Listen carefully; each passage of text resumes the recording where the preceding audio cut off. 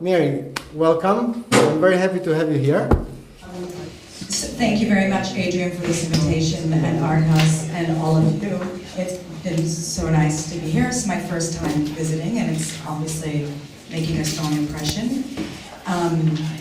The idea when Adrian invited me was I'm just going to tell my story. So we all have our own stories. I'll tell you my story. I'd love to hear your stories also. Yeah, so I'm from America. If I start talking really fast, just make a signal and I'll slow down because I get excited and talk really fast. So from really the beginning, when I was in school, I was the kid that could draw, like probably many of you here. And so my identity was starting to get to be built around, people called me the artist and I could draw, and you get kind of led like this, like maybe many of you have. And so then, of course, it was very logical that after high school I went to art school, and I was really lucky that I grew up near Boston, and in Boston there's the one state art school in the entire country. It's the only school that's just an art school, it's not part of a bigger university, that's for artists, and it's filmmakers, designers, dancers, painters, everything, like glass blowers, sculptors. But since it's a state art school, it's not expensive, which is a really big deal because going to school, you know, can be really separate people. If you can't afford to go to expensive school, then you can't afford to study. So I was really lucky that I was able to go to the state art school. And then when I was in school, you know, I was working as a cocktail waitress and doing graphic design at a magazine and doing all these things because I had so many different interests. I was interested in working in a gallery, I was interested in, you know, making money, which is why I worked at the bar. And then I was living in a loft with 3 other friends. And 2 friends were guys, and 1 friend was a girl, and the girl was dating one of the guys. And then, of course, as love would have it, one day they broke up. And it was really sad, and she got very angry, and she left the loft, and she took all of the furniture. It belonged to her, it was the right thing to do. But then I was left in a loft with no furniture and 2 guys. And nothing to do. So it occurred to me, I had been down to Washington, D.C., and I saw this collection called the Phillips Collection, which is, it was somebody's house, and they were very rich, and they collected art, and they had all these parties, and people from the community came over to see the artwork, and it was a way that they got to see art. And then when they died, it became a museum. And so now it's the Phillips Collection in Washington, D.C. So I went and saw this, and I was also very impressed by this and inspired. So when I had this empty loft space in Boston, and I didn't know what to do with it, we had the idea to make a gallery. So of course, imagine I'm like, you know, 21, 22 years old, something like this, and I show my friends who are in art school. And you know, we buy a bunch of beer and put it in the refrigerator, and it's before the internet, so we just make little postcards and give them to our friends and actually mail them to our friends. And they come and we have an art show, and this kind of goes on for a while. And then I realized this was very engaging and interesting because what would happen is people started to come up and they want to show me their artwork and talk to me about the artwork because they wanted to have a show in my gallery. What is this? It's my loft, it's my place where I live. And so I really got interested in talking to people about their artwork, which was super exciting, and became a little more exciting for me than actually making the art. And so I decided to make a test. And so one summer, the test is this. I have my studio, and each day, instead of feeling like the burden of I have to go to my studio and make art because if I don't do this, I'm a bad artist and a bad person, each day I'm only going to do what I feel like doing that day. No guilt, no drama, write it down, and by the end of the summer, see where I stand. And so by the end of the summer, I spent 3 days in my studio, and the whole rest of the summer in other people's studios and writing about art and working on organizing things and getting people together to talk about their work, and it was so much fun. I decided this is obvious. Fate has told me what the next step is. So then I went to New York, and I said, I'm not going to waitress anymore. This is it. It's finished. So I had got a job in a real gallery. And, you know, day goes on, and you're working with artists and making exhibitions in the gallery, and it was super exciting. I was learning a lot and meeting lots of artists and starting to travel a little bit, which I hadn't done before. And of course, learning about all these artists I never knew about, so I always have to read about them, who are they, I don't know, and learning. And then slowly the idea of making an exhibition in the same space again and again, and bringing in the art, putting it on the wall, and then calling the collectors to come and look and discuss it and sell it and get another artwork and put it on the wall, was interesting and challenging for a long time. But then after a while, there were artists in the gallery that I was working at 303 Gallery, that were making different kinds of artwork. They were making artwork that took like 2 or 3 or 6 years to develop. It was something that was, hey, let's do this crazy film installation on an island in Greece. Hey, let's make this big house that looks like Istanbul in the Venice Pavilion in the British Pavilion. Hey, let's do like all these crazy things. And since I have this background of being an artist, starting with just this idea of something and how do you make it happen and what could it be and who do you have to ask to make it happen, going on that journey was really engaging for me. So little by little, I would spend less time doing this thing, putting the thing on the wall, calling somebody, coming and selling it. This thing, and more time working on these long-term projects. So then more time goes by, and I'm getting much older. And what happens next? Oh yeah, so then at the same time I'm traveling around the world, I'm thinking it would be really nice to live outside of the United States at some point, just to get an experience of living abroad. And also, what do I want to do with my life? Is this what I want to do forever? Maybe there's something else out there for me. And enjoying these long-term projects, I was asking, maybe there's a way I can do this. Maybe this is the thing. Maybe I take out the other stuff and focus on this. And so I was thinking about cities that I would like to live in. And if New York is your first city, and you're looking for a second city, you don't want a city that's like your first city. So it shouldn't be like LA or London or something that's the same. And I want it to be different, but not so different that I had to like eat insects or I couldn't speak to anybody or something like this. And I really like big cities with lots of energy. And so after New York, and I looked at Sao Paulo, I had lots of friends in Mexico City, and there's art scenes there that are extremely interesting.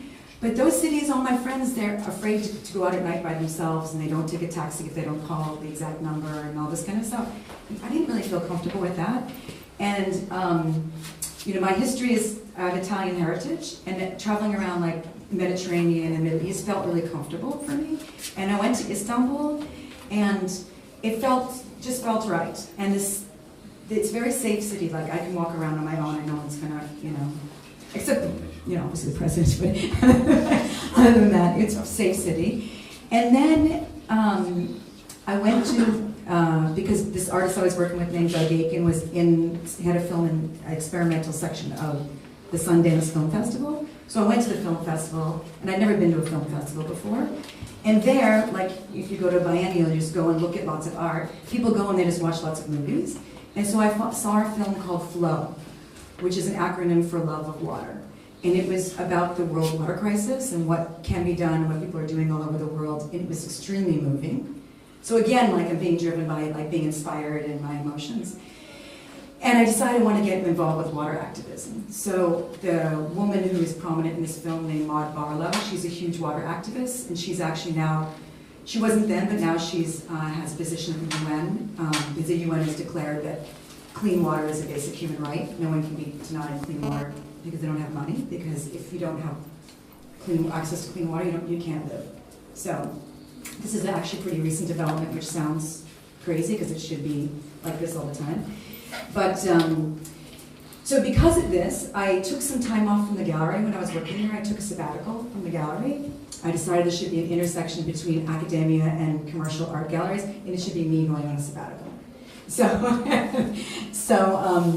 I took off some time, and I was traveling around, and I wanted to work on water activism. And Maud Barlow, the woman who I told you about, she said that next year in Istanbul, the World Water Congress will meet. So the water activists in Istanbul are really busy this year, working and educating people and getting things going, so you should go there and help them if you can. So I had already art relationships, and then I went for water. And I traveled around Turkey talking about the privatization and commercialization of water, and also like meeting with artists and hanging out, getting to know people. And slowly, by the time I was done, you know, after like 3 or 4 months, I knew lots of people and I felt really comfortable. It was very familiar. So this was all happening around the same time I was wanting to work on bigger projects with artists and thinking about what else is there other than working in a gallery. If I have worked my buns off for a long time and I have all this knowledge now, have all these relationships, because a lot of what we do is about relationships, and all these resources, like things that I know that are out there that I could utilize in some way for something. What do I want to do with them?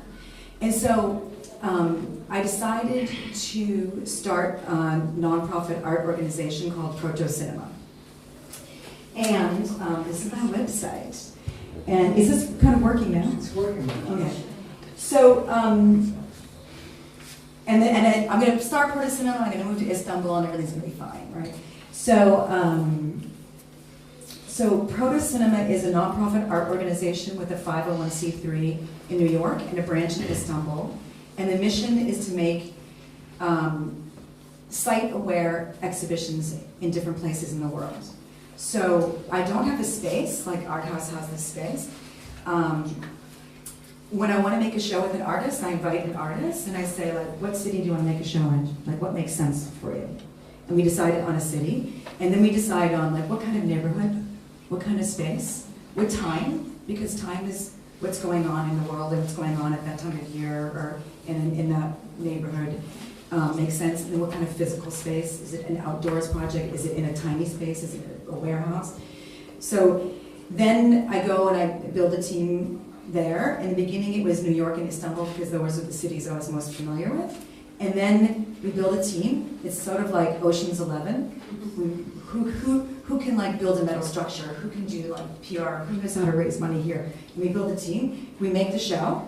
And then after the show's over, we disband and like go our secret ways, pretend it never happened. Oh no! Okay, all right. So I'll tell you more. Actually, I want to tell you one more thing. The name Protocinema came from. It's not a film organization. It's an itinerant art organization. And since it's moving around, I wanted the name to embody motion. But I didn't want it to be like Art Go-Go or something very obvious. I wanted it to be more embedded inside of the name. And did any of you see this film by Werner Herzog called The Cave of Forgotten Dreams? So in this film, Werner is in the caves in France, which have the oldest cave drawings known to man. So these are like caveman drawings. And there's drawings of animals. And the cavemen know the animals' anatomy very well because they live with them every day. Like it's their source of food, it's also their biggest danger, and they know them intimately. And there's a drawing of kind of like a buffalo thing, and it has 8 legs. And Werner says, why? I know, it's very weird. Werner Herzog says, why do they have 8 legs? And then he proposes, maybe this is man's first attempt to represent motion. Maybe this is proto-cinema. So in this name, proto-cinema, you have this suggestion of something that is becoming before moving images, but also it's about how I understand something, how I choose to represent it, and then also how you understand my representation of it. So that's something in there, I'll just say that. Okay, so I'm just going to kind of scroll around my website and show you guys some pictures and talk to you about them while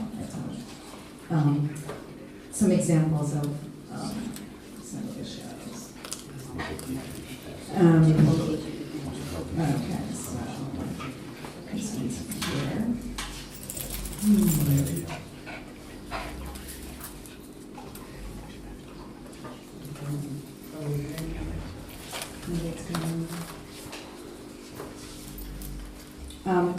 This exhibition was just last fall, and it was in Istanbul, in a neighborhood in the port where there's like sort of like some bars and restaurants. It's called Karakoy, and maybe we'll just stick on that image. Latifa is Moroccan French, but she left Morocco when she was like 5 or 6 years old and was raised in Paris. And her connection to Morocco is kind of far away, like she has a kind of strange relationship to Morocco. And she's kind of starting to get closer to addressing this part of her life. And she had never been to Istanbul, but she always had a curiosity, because Ataturk, the founder of, who you guys know, his wife is named Latifa. Yeah, isn't that funny?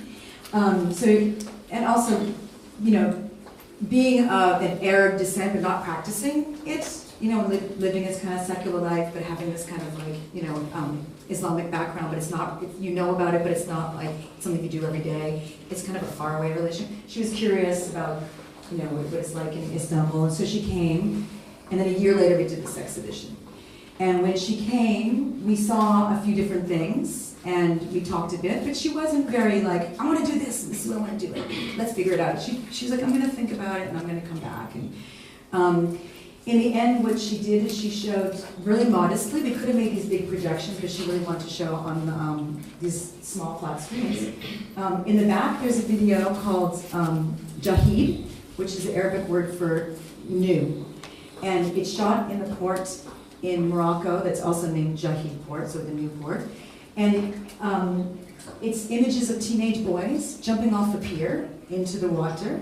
And they're really young, and it's very high, and I would be petrified to do it, but when I was 16, I was also doing it.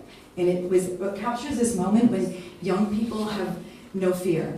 They're courageous, they're not that they're not aware of consequences, they don't really think about them the way you do when you're older. And so they have this bravado. Even some of the boys are jumping like this, like they think they're Superman. And because you really feel like heroic when you're this young, as you can probably remember. So that's one artwork. And then another artwork that's behind this boy here, that's on the other wall, is just only the sea. That's actually the Bosphorus. And when Latifa was in Istanbul, she saw some dolphins in the Bosphorus, which there used to be lots of dolphins, but now there's not so many. One reason is because of water pollution, and another reason is because of so much traffic with the cargo ships that they just drive them away or kill them. So this is sort of like work that sets a context for the main piece. And as fate would have it, the boy that's in the picture is my nephew. And he's 18 years old, and he's the oldest of all my nephews. And he just graduated from high school, and when he decided when he finished high school, before he went to college, he was going to travel around a little bit. And the first place he came was Istanbul. So I said, you can have an internship working for me. And I didn't know what was going to happen. I thought he would be sitting in the space and talking to people about the exhibition, explaining, you know. And Latifa shows up, and she had made this beautiful long paintbrush from the handle of a broom, but with the top of the brush is made from a calligraphy brush. And she was inspired by these old people in the park in Beijing. They practice calligraphy with these long, and they just paint with water, and the sun dries it up, and it's really exquisite and beautiful and poetic. And she had been talking to lots of friends about different things that were going on with Syria and the situations with politics. And she has lots of friends who are journalists who are visiting there.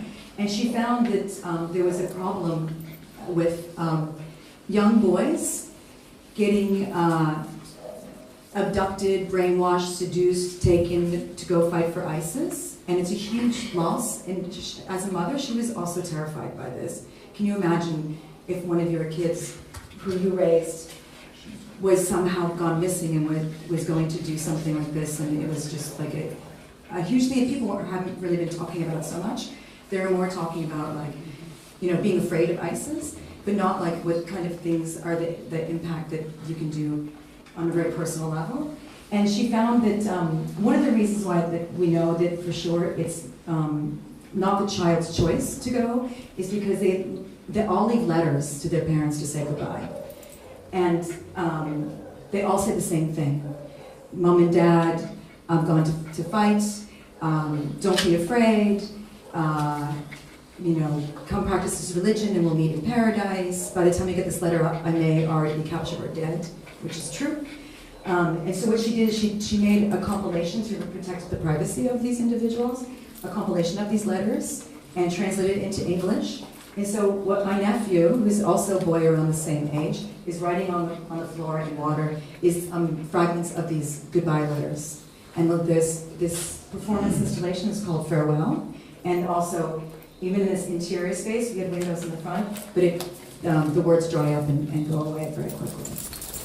So this is kind of a situation where it's site-specific in that Latifa came, she responded to the context, and she made a work that really is her response to this. She could do this in another space, like whatever. But the fact that she made it here first it was really important for her, and for me also, to give an artist a space to make something that's different from a gallery space or like a museum or something. It's another kind of way of supporting artist practices. So next I'm going to show you about an artwork that was in New York. So I showed you an artist from Moroccan French artist living in Paris, in Istanbul, and now I'm going to show you a Turkish artist making artwork in New York, just to give you kind of like the different things. And I'm going to double click on that.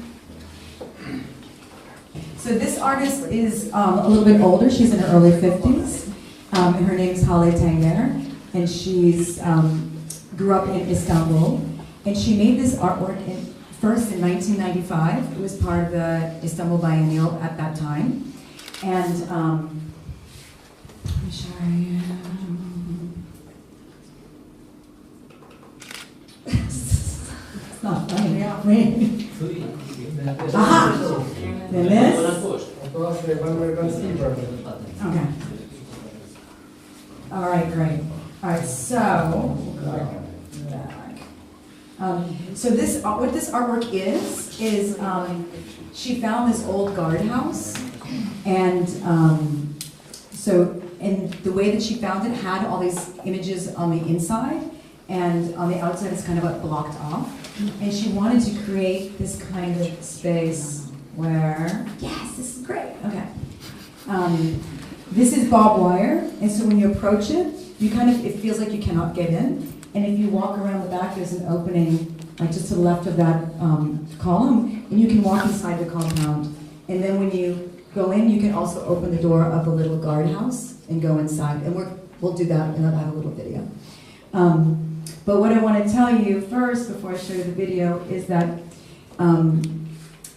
through doing the research for this project, I learned that the Turkish government had complete control of all the radio stations in Turkey up until 1994, which I was pretty surprised to find out.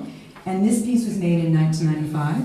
So inside there's a transistor radio that's also playing music, like folk music from around that time period. And so this piece is called We Were on the Inside. We didn't go outside, we were always on the outside. We didn't go inside, we were always on the inside. And it's sort of about this feeling of you're in a suspended liminal space. I think a lot of people think that like Istanbul is a crossroads between the East and the West, and you guys probably know as well. It's not really, it's not part of the Arab world, it's not part of the Persian world, it's not part of the European world. It's a separate kind of in-between space, and it was blocked for a long time. It was hard to go in and out, and so people felt like they were inside and they couldn't communicate out. And in fact, the only way they could get news is not from the newspaper, because it's controlled by the government, not from the radio. They had to go to the street and talk to each other. So when I first got to Istanbul, I was really kind of, it's funny and confusing the way that gossip goes so fast. Like if you say something to one person, everybody knows in 5 minutes. Sorry, and you mean there's no private radio? Huh? You mean there's no private radio station? Not until 1994. 94. Which is really late. 94. Yeah, and now there's not, again. No. Now there's not, again. There's no free press, there's no, it's the only way you can get information from outside is on the internet, like through websites and stuff. TV station? No, the TV's all controllable stuff. Erdogan is very late, so it's back the way it was before. So it's interesting that we decided to remake this piece. She saved a lot of the things on the inside. I'm going to show you. Here's the guardhouse. Oh, there we go. Here's the inside. And where's the video? Hang on.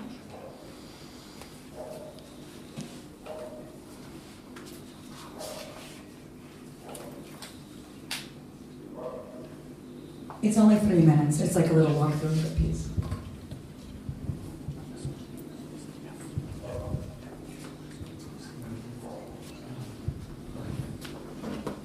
So what you have is a sculpture that from the outside you can't see in it, and when you're inside, she found this in an old warehouse. There's beautiful images of landscapes from all over the world, and like mountains and rivers and really beautiful places. And so the person who sits in this guardhouse, like for 8 hours a day, it's their job to guard the whatever, the yard or whatever, they made, and it blocks the windows, they made this beautiful world on the interior. And you can't see it from the outside, and when you're inside, you can't see the outside either. So it's like a construction of a reality that you hope is your reality. And so what we did is, this piece was shown in 1995, we remade it, and we brought it to New York, and we showed it exactly 20 years later.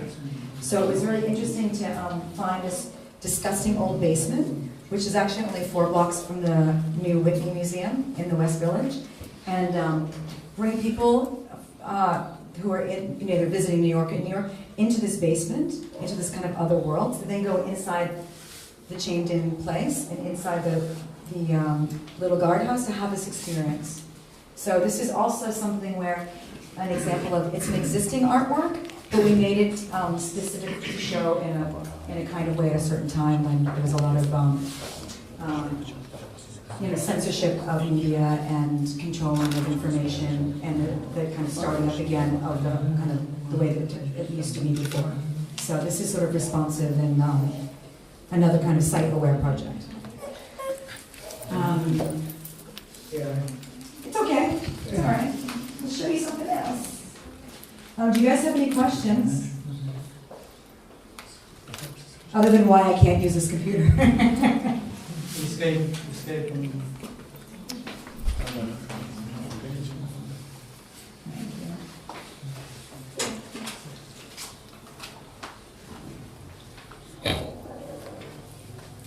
No? Okay.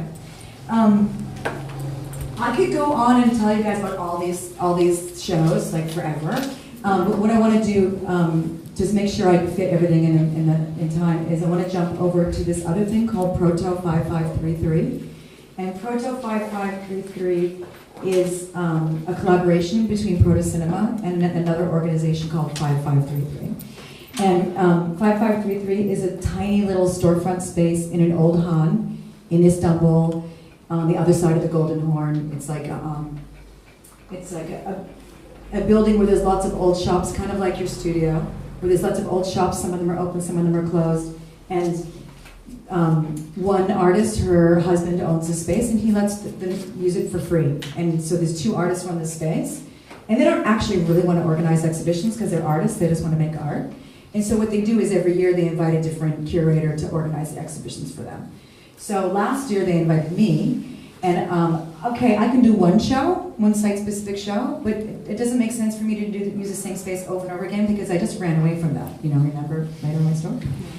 So I knew, since I have to always build these teams to make my shows, I know all the young people who are doing different things because I hire them to do stuff.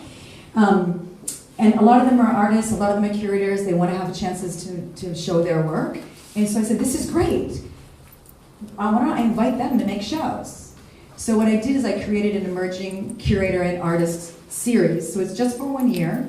I picked 7 young curators, and I said to them, you make a show. And so each curator worked on a proposal, and of course they're showing other artists, mostly from Istanbul as well, or maybe Ankara. And so they give the proposal to me, and I work on it with them. And then we gave the proposal also to mentor curators. So we had some curators abroad or friends, some in Istanbul, like November Painter from Salt or Celenk Barfer from Istanbul Modern. But then also had friends at MoMA or Lafayette Foundation in Paris or The Hammer in LA. And we would email them the proposals, and they would look at the artist's work and that proposal and give them feedback by email or Skype. So what happens is that a curator then goes ahead and makes a show. So the curator gets a chance to make the exhibition. The artists get a chance to show their work. I get to work on the shows with them, so it's really informative for me. I get to learn about what their concerns are and what they're interested in. I get to share this information with my colleagues in different parts of the world. They get to learn about what's going on with young artists in Istanbul, and it was a really interesting experience. It was really great. We even did a chapter where we wanted to raise some money. So we did this thing that's kind of like a Kickstarter, like a crowdfunding initiative, but it was one in Paris called Kiss Kiss Bank Bank. And we wanted to raise enough for like 1,000 euros for each show, something like this, like maybe 800, not a lot. And we did this campaign. We had to all work together on it.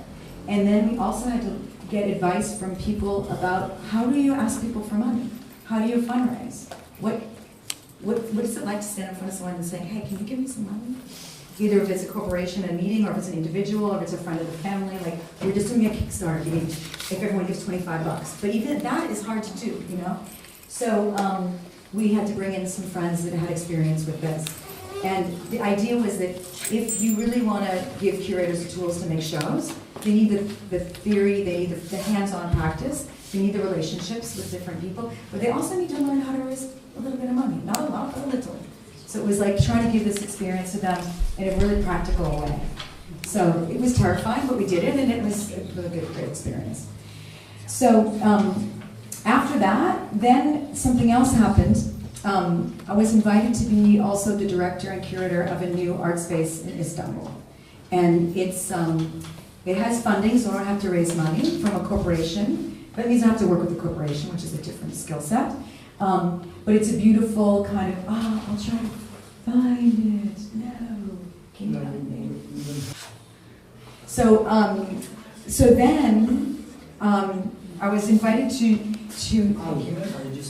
Alt, A-L-T, like Control Alt Delete, and Alt Bomonti, B-O-M. Istanbul? Bomonti, B-O-M. Okay, Alt is, we'll see what happens. It's close enough. Let's see if everything comes up. Oh yeah, there it is. Let's see what's on our Facebook page. So this is an old beer factory, and in the old beer factory, also they put, oh cool.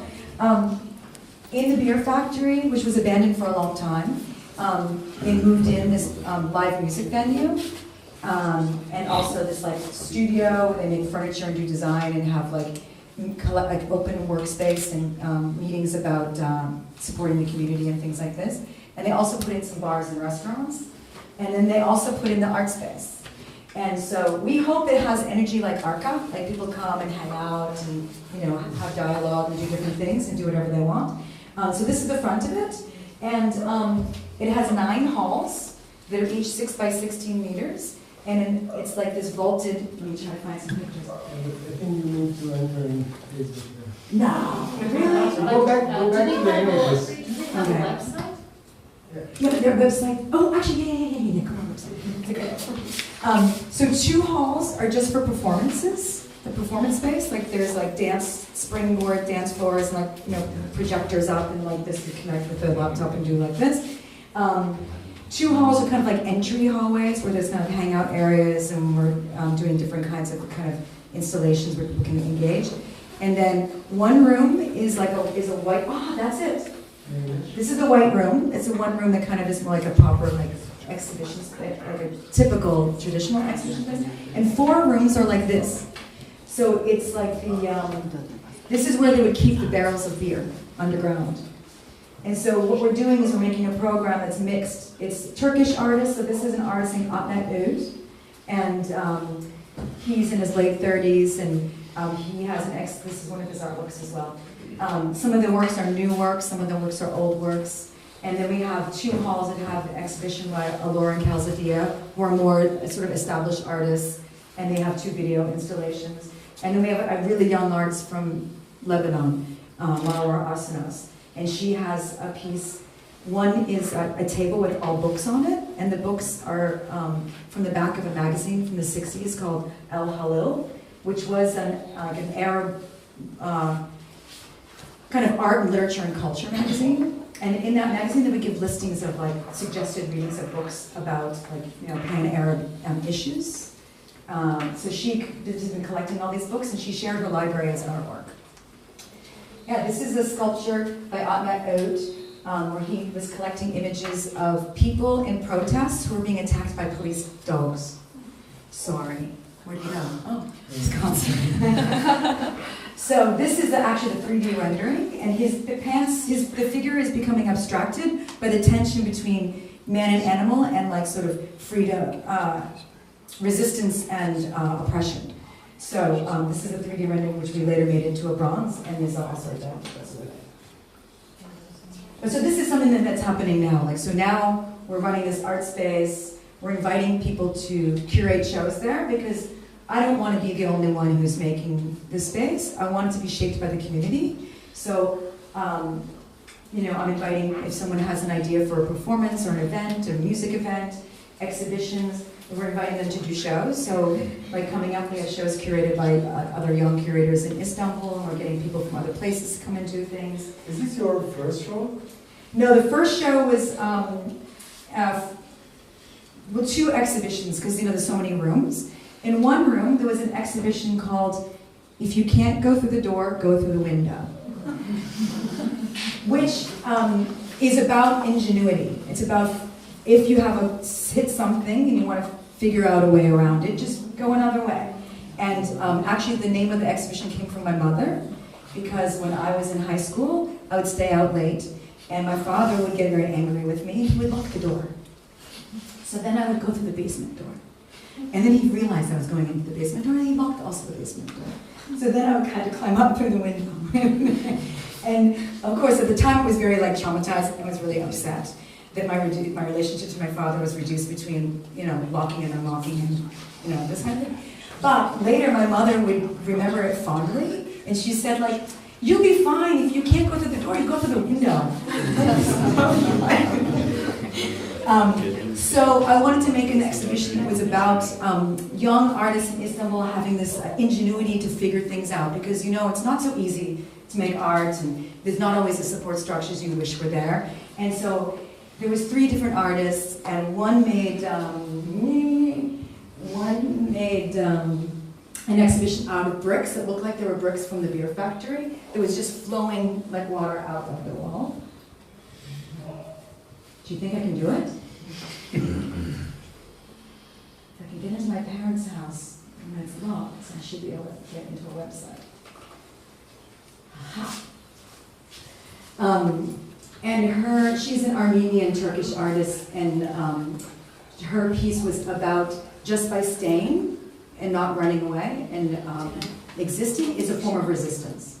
And so she wanted that even though the room that had the white walls became this like, it was something else, and then made it into this clean, you know, architecturally aesthetic space, that there's still, the history is still there, and it still comes up, even if you cover it up. So she made this artwork. Okay, so it's not here. Okay. And then another artist named Hasan Ozgutop, he deals a lot with photojournalists. He's interested in images of war and how they're dispersed. And he made these really beautiful tiles, ceramic tiles. And we made an entire wall that was covered with these tiles. And when you first walked in the space, it looks like traditional Islamic porcelain or ceramics or something. But then when you got close to the wall, each ceramic tile is an image exactly the same, and it's an image of someone's head that was blown apart near a mosque in Aleppo. And so it's about how when you get exposed to these images of horror over and over again, you stop feeling that it's horrible, and how this in itself is another level of horror. And he talks... Are these tiles? No, hang on. It's this shell. There's no image. Maybe my website sucks. No, but... So if you do Oh, maybe if I go... Oh, this is Rodney Graham, which we also did a show of him at the same time. You guys. So no, the images in this. Well, maybe they're still downloading, or maybe my website stinks. Or maybe I can go to past events. Because we also do talks. We try to get, when we show the artists, for them all to come and each do a talk. They do a talk with somebody or something. And we get them to kind of like, okay, maybe. Aha! This is the wall I was just telling you about with the tiles. So it doesn't look pretty from far away, but when it gets up close, it's something very quite graphic and like literally a horror. And in fact, it's true that in the 60s there was a lot more violence than there is now, but there was less media coverage just because of the way that media was constructed at the time. And now there's, in fact, less violence, but there's more media coverage and it's more immediate. So, you know, we're all very aware of everything that happens all the time. And the violence that happens is one level of something very, very terrible, but then how almost everyone feels afraid that where they are is not safe and that there's nowhere they can go is safe. This is another level of violation, which is like something that we're having to deal with. It's kind of new, you know, like 2 or 3 years. What do you think? So this is something that this artist is dealing with. That's why I brought it up, not to be scary or anything. But, this is the artwork by Hara Buyuktaşyan I was telling you about, just resistance by existing. And even though you can build these beautiful, you know, knock down buildings and build high rises, still the history is there. It's not going away. It's going to ooze back up. And at the same time, I invited, in the 4 other halls, there's a one-person exhibition of videos by Rodney Graham. And I thought it would be interesting to start with Rodney because he's an artist I've worked with for a long time and I feel very close to. But also I admire something about the way, I'll come back and finish this. There's something about the way that Rodney is able to take on another person's perspective. So you know we were talking before about like when you look at the running 8-legged thing and it makes you think something else, you're taking on another perspective. I dedicated the first year of Alt to dealing with issues of authorship. And so what does that mean? For me, it means that to be able to take something, whether it's an image or an object, and change it to be something that is your voice or something that you're concerned about, I think is an empowering act. And so you know, there's lots of examples of this going the other way, where someone takes something beautiful and takes it into something else for their own use, which is happening a lot, you know, with politics and stuff. Like, for example, we saw this nice artwork. What is the name of this artist that you have up right now? He has, I don't know if you guys probably all saw it already, but he has an artwork where he's addressing the symbol of the swastika, which originally was actually a symbol of peace, and then it became appropriated and changed by Hitler to become a symbol of something very dark. So things can be changed, and we can change them for a different purpose that has our own ideology behind it, and this can be very empowering. It doesn't have to always be the other way. So what Rodney Graham does is he uses cinema, he uses kind of tropes from art history or mythology, and he takes on that character and changes it into something else. So, past exhibitions. We are in. In past exhibitions. Yeah, so in this one, this is a video from 1997 by Rodney called Vexation Island, and he is taking on the trope of this sort of like Robinson Crusoe character, where he is a colonizer who gets suspended and he gets abandoned. No, he gets left over. Yeah, left over on a desert island, and he can't get out. And he wakes up, and he's alone on this desert island. He looks over, and there's a parrot, and the parrot squawks at him.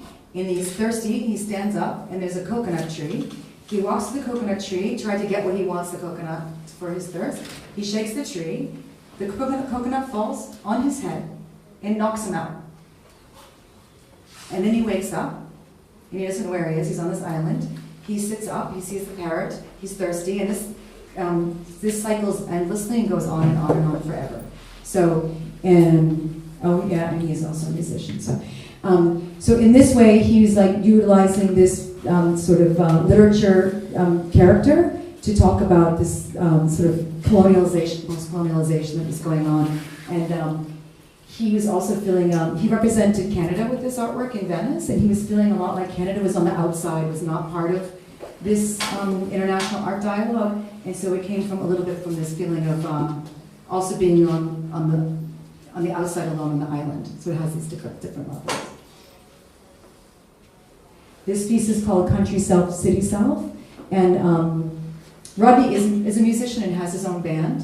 And in this piece, he's singing a song. Oh no, this isn't Country Self, City Self. This is called I'm a Rambling Man. In this piece, he's singing a song about just walking around and having no purpose. And it's in the American classic cowboy, American cowboy trope. But he's talking about his own life, where he was going through a breakup with a partner he'd been with for a really long time, and he's feeling sort of lost. And in this video, all that happens is he walks around singing this. He walks around alone with his horse, sits down by the lake, by the river, sings a song about how he's lost and he has no purpose, and then wanders off. And this continues on endlessly. He never has any purpose, and nothing ever happens. So he's using it to tell his own story. So is it one piece in different rooms? No, these are 4 different artworks in So 4 different okay. rooms. Yeah.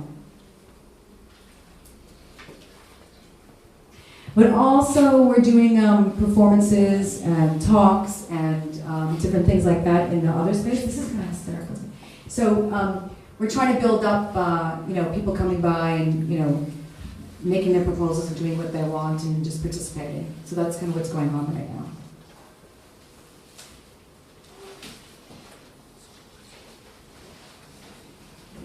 So for how long have you been running in this space?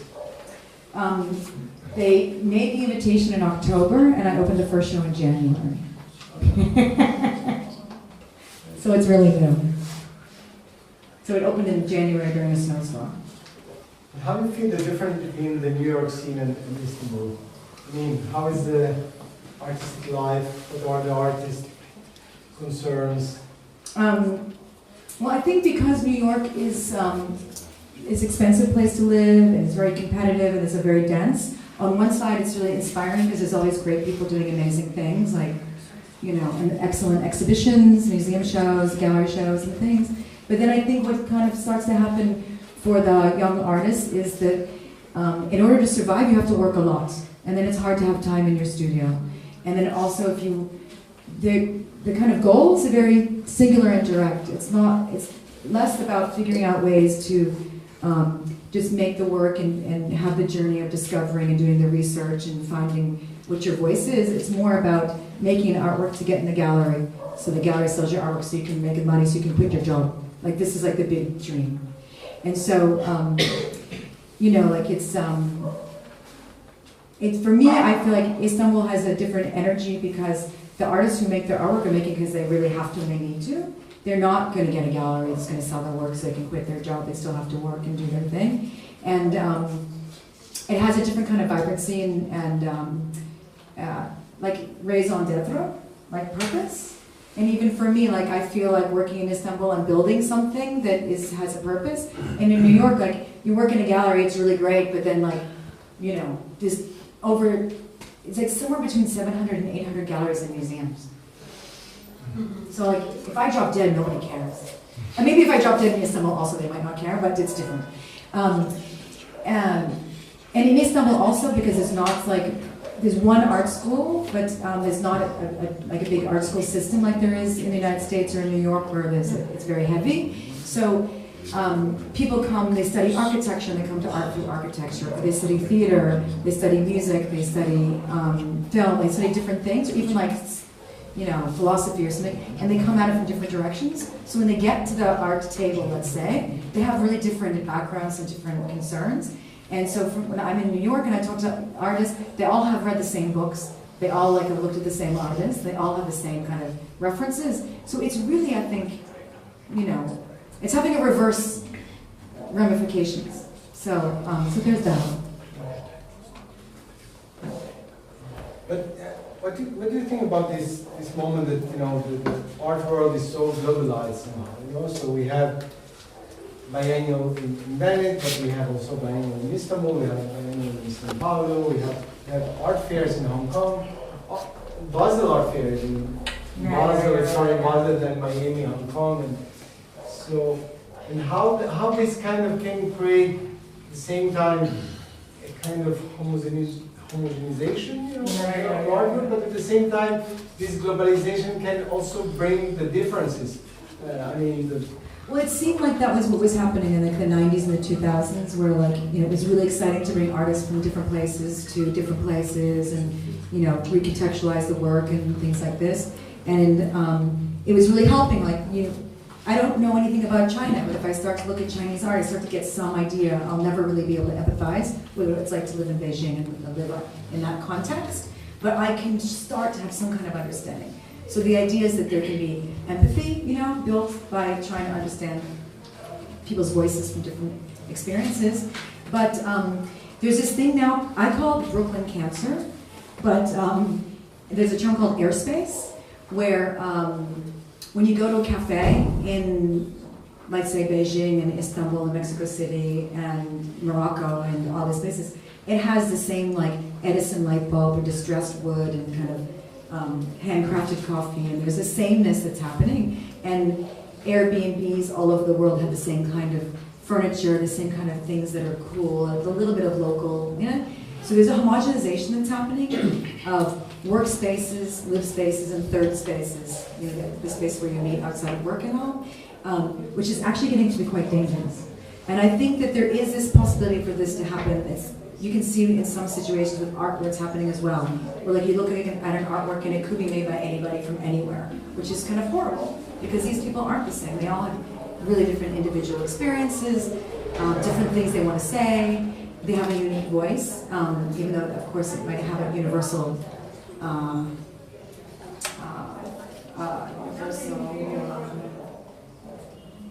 don't know, something, universal something. inspiration. So, and yeah, appeal sounds weird, but like, you know, I empathize with something in your work because it brings up something that I've experienced, like loss or something like that. But I think that it's, like we were saying, talking about like how different places need different things. Like, you know, there's a desire now to make the global sort of work for local, where we don't need the same, we don't all need the same biennials to see the same artists all the time. We want to have things that make sense for whatever the locale is, like be actually responsive to the locale. Which in the beginning, I think biennials were trying to do that. They were responding and inviting artists to make site-specific work. But if you only invite an artist for like, you know, one site visit to go for like, you know, a short time, that they can't make a work that's very deep about this, so then they're actually making work about misunderstandings of spaces. And I think now it's, instead of just making the same biennials all over the world with the same artists, people are trying to really go in for a long time, do lots of programming beforehand.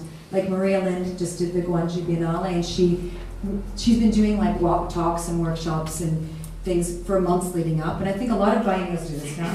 They feel this responsibility to kind of bring in and have dialogue. So, but I don't know. Maybe just globalization sucks. Maybe that's the answer. I don't know, what do you guys think about this? Thank you.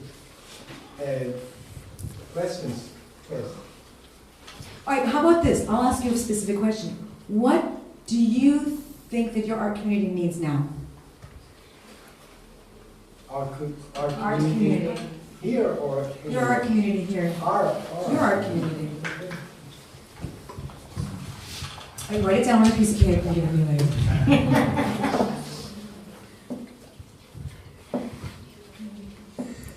Audience, maybe. Yeah. Like what kind of audience? Who would you like in your audience?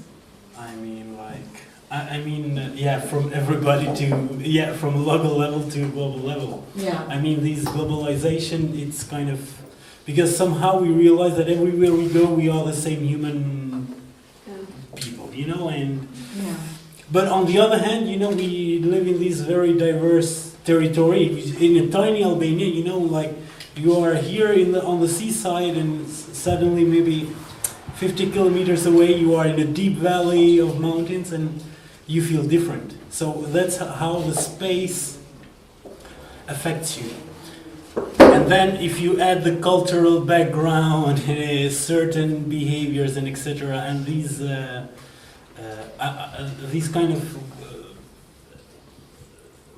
kind of feeling which belongs to every human being somehow gets more deep into it and start to be more complicated and more, I don't know how to explain it actually, but what I notice here, for example, many artists need that audience, you know, like when you have to express something, it's somehow, maybe because you want to express a feeling, but maybe unconsciously you want to change the word, you know, to the world. Like focus on this. It's like a saying, and to my opinion here, it's that audience is missing due to sometimes can be the economical background or the political system, but I think the cultural, the human approach now, or our society approach, is not focused on art at this period or in this moment, and somehow you feel like screaming in an empty room. Right, because the impulse to make art is an impulse to have to express something. It's, I think, one of the things, but very important one, I think, like, the reason why we like artists is somehow because they expressed something to us. And I don't know, for me I feel like this after meeting an artist, and somehow it happened to me with Adrian or with Lake or something. Maybe the same thing, the same space you are living in, it seems different after that conversation, and that is why it's so important, you know. And but it is different. Indeed. So you know, like, I think that the community needs to be built, you know. Definitely. So it's not that you have to have the audience. It's. But you have to have your close friends first, a small group, and then you can become bigger and bigger.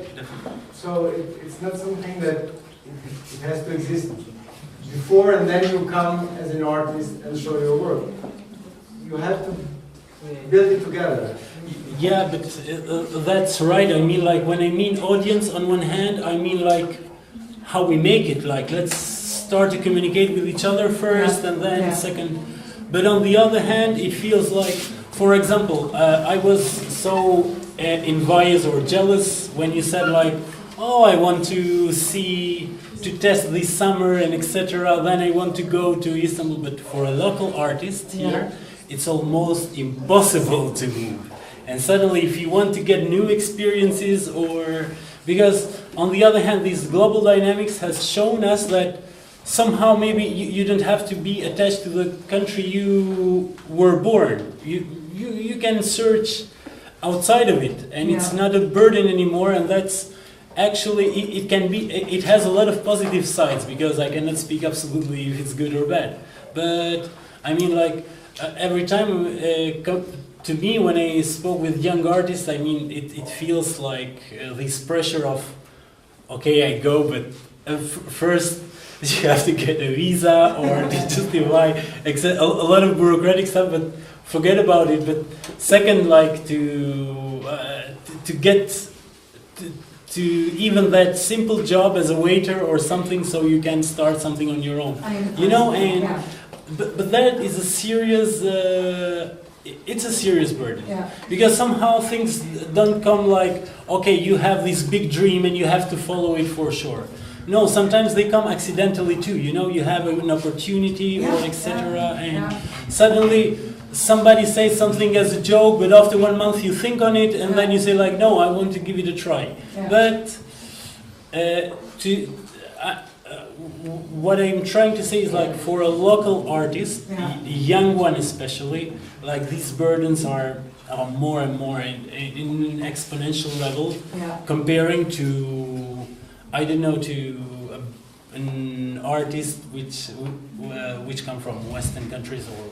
But so that's why when I had the experience when I was in my early 20s and I wanted something, I made it happen. And then when I was older and had a chance to give back after I'd done all this stuff, I was like, I also want to give back and make it for somebody else also. So I think part of it is we have to make the thing that we want. And as far as audience is sort of a very interesting thing, because we need to be heard. It's very important for our well-being, for all of us. You know, you think of like the general public. I want everyone to come and see my shows.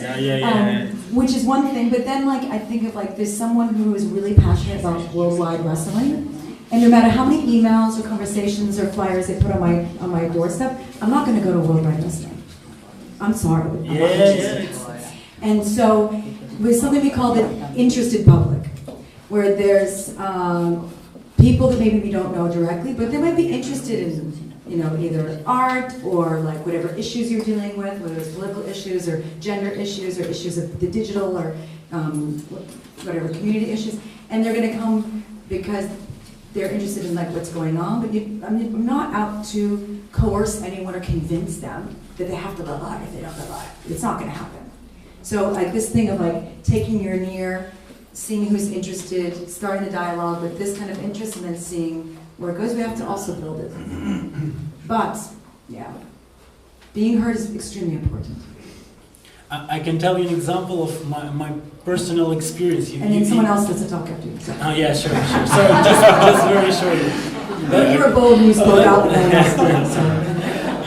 But I think, like as you said, in your childhood or when you start to draw something and you get encouraged, and somehow that that identity started to get created, But for example, in Shkodër, we are pretty lucky in an Albanian level. I mean, like if somebody started draws, he instantly will have that identity. Yeah. But they are at all the big cities the same level in Albania, which Yeah. don't have it, and somehow for somebody who is young is so important, and that's why I'm saying that maybe at this level we made this step, and that's a good thing. That's But great. there are all the steps, which is, That's really done. We'll talk more later. More questions? Maybe you don't have a question, maybe you just want to tell me something. Or say something. This question. Or what else do you guys think would be really helpful for your art community that you might like? Oh, you're all set? Okay, good. Like when I was making Protocinema, I walked, before I did it, of course I thought about it for a really long time, and I walked around, I asked artists, like, if there was a new art organization, what would you want it to do? Like, what do you need? And most of the artists said they want to see artists from abroad shown there, because they're sick of seeing it in books and on the websites, and they need money to make art. Really? That's what they said. They said, Mary, is an art organization going to be a grant That's thing or really something? honest. So I commission projects, and I bring, and then I bring artists. That's how it kind of, it's about responding to needs. And so if you think you need stuff, you better think about what it is you need first, and then you can ask for it. And I can't give it to you, but maybe you can. No, but do you know what I mean? Yeah, first you have to understand the need. Yeah, and it's identify the need. In addition to audience, what else do you guys need? Wow, great, intense group. Guys, thank you so much for listening to me tell my story. I really appreciate it. Thank you. Thank you. Very much.